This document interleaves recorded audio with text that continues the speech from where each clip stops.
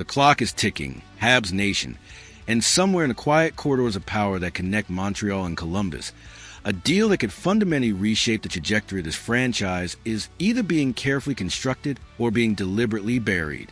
Kirill Marchenko. The name has been swirling around the Montreal Canadiens all offseason long, surfacing and disappearing with maddening regularity, generating hope and then skepticism in equal measure. But now, with Montreal Gazette veteran Stu Cowan adding his authoritative voice to the conversation, this story has moved from whisper to serious declaration. Let's start where the drama truly begins, because this story has layers that deserve to be peeled back carefully. Daria Tibotseva of RG dropped a report that sent shockwaves through the hockey world, claiming that Marchenko was essentially between two teams and that a trade was being finalized. The NHL ecosystem immediately caught fire. Montreal fans, who had watched their team hunt this target all summer without landing the decisive blow, allowed themselves a moment of genuine excitement. Finally, after weeks of near misses and frustrating standstills, the move was happening, and then Columbus hit back. Don Waddell went to the microphones and pushed back firmly. Marchenko's agent Dan Milstein followed with his own dismissal of the reports. Suddenly, the story that seemed to be racing toward conclusion was thrown back into uncertainty, leaving everyone in Habs Nation wondering whether this was genuine denial or the kind of careful public messaging that general managers use to maintain leverage and control the narrative during sensitive negotiations. Here is the uncomfortable truth that every serious hockey observer understands. General managers lie during trade negotiations. Not maliciously, not with genuine deception as a goal, but strategically. When Waddell told reporters that Marchenko was going nowhere this summer, he was doing exactly what every competent NHL executive does when trying to maximize the return on a valuable asset. You never confirm interest. You never validate a suitor's desperation. You project indifference and control until the moment the deal is done. So Cowan's framing of the situation deserves enormous respect, because he has covered this franchise through multiple ownership regimes, multiple rebuilds, and countless trade deadline moments. When he says he would be really surprised if we don't see a trade, that is not casual speculation from a casual observer. That is a seasoned, well-sourced hockey journalist, reading the room with the benefit of 2 decades of experience covering the specific market. And what Cowan said about the cost is the part that every Habs fan needs to sit with and process carefully. He compared a potential Marchenko package to what was reportedly discussed in the Matthew Knies conversations. Alexander Zborowski, another prospect and a first-round pick. Let that sink in for a moment. This would not be a minor transaction. This would not be flipping a mid-tier asset for a rental player. This would be one of the most significant trades Kent Hughes has made since taking over as general manager. A genuine franchise reshaping move that would demonstrate in the clearest possible terms that the Montreal Canadiens believe their Stanley Cup window has arrived, and they are willing to pay the price to accelerate through it. Is that price too high? That is the question that divides a fan base and demands honest analysis. Kirill Marchenko is 26 years old. He has recorded 141 points over the past 2 seasons, including 74 in 2024-25 and 67 in 2025-26. He has never scored fewer than 21 goals in any of his 4 NHL seasons, including a 31-goal campaign. He shoots at an elite 13.6% career rate. He is 6'3", 201 pounds, possessing the size and speed combination that allows him to fight for pucks and corners while also generating genuine offensive threat. He carries a $3.85 million cap hit, an almost absurdly affordable number for a forward of his production level. Place him on Montreal's second line alongside Ivan Demidov, and you are constructing arguably one of the most dangerous second lines in the entire Eastern Conference. Demidov's playmaking vision and creativity will be elevated by a finisher of Marchenko's caliber on his wing.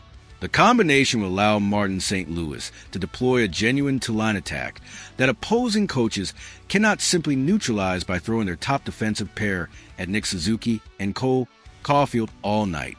That is the offensive transformation that this trade represents, and it explains why Hughes has been pursuing Marchenko persistently all summer despite the roadblocks and the public denials. Now, let's talk about what surrendering Zborowski actually means for this organization, because no serious conversation about this trade can avoid that question. Alexander Zborowski is one of the most coveted young forwards in Montreal's prospect system. He was not a first-round pick, but scouts across the league view him as a player with elite offensive upside, exceptional skating, and the kind of high-end skill that projects a genuine NHL impact. Losing him would leave a real hole in the organizational depth chart, and there will be voices in the fan base who argue loudly and not without merit that Hughes will be trading the future for present. But here's a counter-argument that Cowan implicitly made, and that deserves full articulation. The Canadiens built this prospect pipeline precisely to use it. Kent Hughes did not spend 4 years accumulating draft picks, developing prospects, and building organizational depth so that those assets could sit in a vault and be admired from a distance. He built that stockpile to create the leverage and the flexibility needed to make exactly the kind of transformative move that Marchenko represents. Cowan referenced the Noah Dobson acquisition from last summer as proof of concept. Hughes identified a need, leveraged his asset base, and executed a trade that immediately upgraded a critical position on the roster. Marchenko would be that move again, only bigger and more impactful. The timing also matters in ways that extend beyond the specific transaction. Montreal has a core of young players who signed team-friendly contracts. Nick Suzuki, Cole Caulfield, Ivan Demidov, Lane Hudson, Uri Slavkovsky. These players are developing simultaneously, entering the primes of their careers together, creating a competitive window that Hughes must exploit aggressively while it remains open. Waiting too long, being too cautious, protecting prospects that were always meant to be used as trade currency. These are the mistakes that turn promising rebuilds into perpetual near misses. Marco D'Amico's continued reporting that Montreal remains heavily involved tells you that Hughes has not walked away from these negotiations despite the public pushback from Columbus. The Canadiens are still at the table. They are still engaged. They are doing exactly what Cowan described, waiting patiently for the market to shift, for Waddell to blink, for the pressure of an expiring contract and an approaching restricted free agency to change the equation. Because here's the cold reality that Don Waddell understands better than anyone. If Columbus begins the 2026-27 season without a new contract signed for Marchenko, the clock runs down and the leverage shifts dramatically. A player entering his final contract year, with RFA rights at the end, is worth considerably less at the trade deadline than he is right now in the summer. Every week that passes without a resolution increases the pressure on Waddell to accept a deal before Montreal or another suitor loses interest. And Kent Hughes, patient architect of one of the NHL's most impressively managed rebuilds, understands that pressure better than his counterpart in Columbus does. Cowan's assessment cuts to the heart of this entire offseason narrative. The Canadiens are no longer accumulating assets. They are deploying them.